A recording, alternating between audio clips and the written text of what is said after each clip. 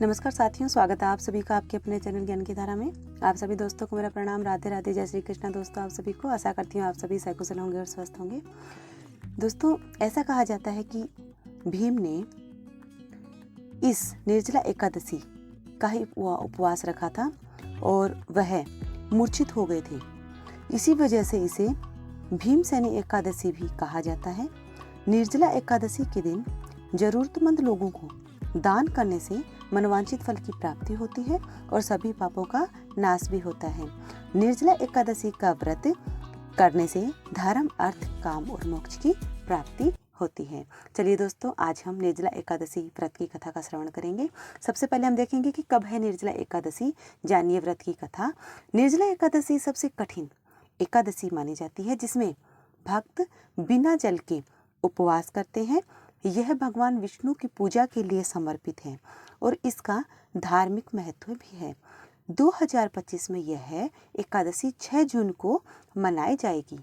निर्जला एकादशी साल की सबसे प्रमुख और कठिन एकादशी भी मानी जाती है। यह ज्येष्ठ महीने की शुक्ल पक्ष की एकादशी को आती है। इस दिन व्रती बिना जल के उपवास करता है, इसलिए इसे निर्जला एकादशी या निर्जला भी कहा जाता है। निर्जला एकादशी पूरी तरह से भगवान विष्णु की पूजा के लिए समर्पित है और इसे सबसे पवित्र दिनों में से एक माना जाता है। इस शुभ दिन पर लोग प्रार्थना करते हैं और निर्जला व्रत रखते हैं और भगवान विष्णु का आशीर्वाद मांगते हैं। दृक पंचांग के अनुसार निर्जला एकादशी ज्येष्ठ माह के शुक्ल पक्ष के 11वें दिन या एकादशी तिथि को होती है। 6 जून 2025 को निर्जला एकादशी मनाई जाएगी। वैष्णव भक्त जो है वो 7 जून 2025 को निर्जला एकादशी का व्रत रखेंगे। हिंदू धर्म ग्रंथों के अनुसार निर्जला एकादशी का बड़ा ही धार्मिक और आध्यात्मिक महत्व है। चूंकि निर्जला एकादशी शुक्ल पक्ष के दौरान आती है, इसलिए इसे ज्येष्ठ शुक्ल एकादशी भी कहा जाता है। निर्जला व्रत बिना भोजन या पानी के रखा जाता है। द्वादशी तिथि पर भक्तों को अपना उपवास तोड़ने के बाद केवल पानी पीने की अनुमति होती है। सबसे कठोर और पूजनीय व्रतों में से एक है निर्जला एकादशी। भक्त भगवान विष्णु से प्रार्थना करते हैं और अत्यधिक भक्ति और शुद्ध समर्पण के साथ इस व्रत का पालन भी करते हैं। तो सुनिए दोस्तों व्रत की कथा।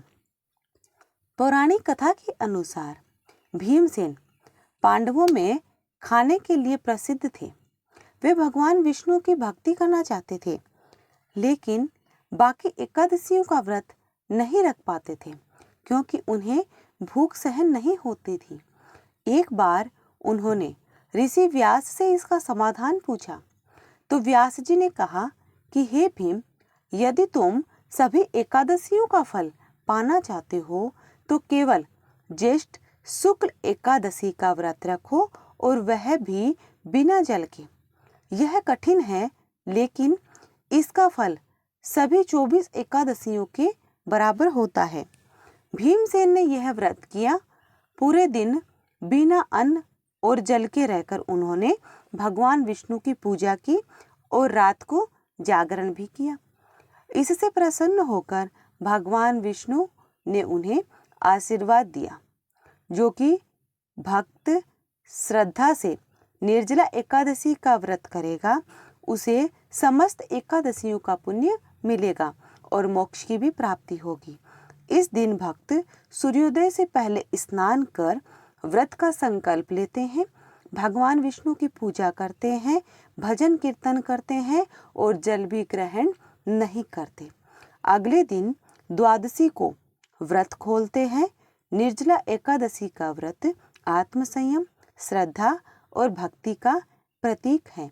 यह व्रत न केवल पापों से मुक्ति दिलाता है, बल्कि जीवन में शांति और पुण्य भी प्रदान करता है। चलिए दोस्तों, अब हम देखते हैं कि इस दिन क्या क्या करना चाहिए। नंबर 1, सफाई के बाद भक्त सुबह सुबह अपनी पूजा अनुष्ठान शुरू करते हैं। नंबर 2, एक लकड़ी के तख्ते पर भगवान विष्णु की मूर्ति स्थापित करें। नंबर 3, फूल, घर की बनी मिठाई, चंदन का तिलक लगाएं और देसी घी का दिया जलाएं। नंबर 4, भक्तों को भगवान विष्णु को तुलसी पत्र अवश्य चढ़ाना चाहिए। नंबर 5, भक्त अपने दिन की शुरुआत से पहले भगवान से प्रार्थना करते हैं। नंबर 6, पूरे दिन श्री कृष्ण महामंत्र का जाप करें। नंबर 7, अगले दिन द्वादशी तिथि को पारण के दौरान अपना व्रत खोलते हैं और खाते पीते हैं। तो दोस्तों, यह थी हमारी ज्येष्ठ माह की शुक्ल पक्ष की निर्जला एकादशी व्रत की कथा। अगर आपको यह कथा अच्छी लगी हो तो इसे एक लाइक जरूर करें और अपने परिवार में भी अन्य सदस्यों को जरूर से शेयर करें ताकि वह भी इस कथा को सुने और इसका पुण्य लाभ प्राप्त कर सकें। और कमेंट सेक्शन में एक बार जय श्री नारायण, जय श्री विष्णु अवश्य लिखें। और आपके अपने इस चैनल ज्ञान की धारा को जो भी मेरे नए दर्शक हैं, माताएं बहनें हैं, जिन्होंने अभी तक चैनल को सब्सक्राइब नहीं किया है, वह चैनल को जल्दी से सब्सक्राइब करके बेल आइकन पर क्लिक करके ऑल नोटिफिकेशन पर क्लिक कर दें ताकि आपको मेरी ऐसी ही हर एक आने वाली ज्ञानवर्धक वीडियो का, नई नई कथाओं का, कहानियों का नोटिफिकेशन सबसे पहले आपको मिलता रहेगा।